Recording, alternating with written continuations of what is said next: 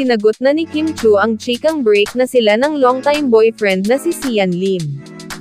Kumalat ang balita dahil hindi na masyadong nakikitang magkasama ang dalawa.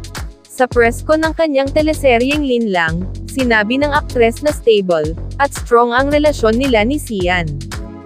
"Kayo talaga? Baka nalilinlang lang kayo?" hirit ni Kim sa tanong ng reporter. "Okay naman kami ni Si. Mapanlin lang ang showbiz pero maayos naman, masaya," dagdag niya. Ang isyo, hindi na raw kasi nakikitang magkasama together sina Kim at Sian, kaya naman agad na nag 1+1 ang ilang netizens, at nagsabing baka break na ang magjowa.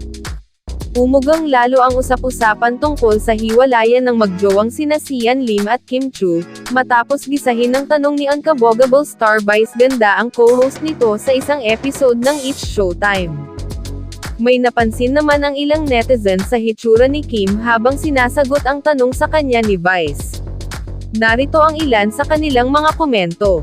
"Why did she look like she was about to cry? Especially when she was asked and she said communication. I don't want to believe anything usually, but I do feel like they're going through something, and I hope they make it."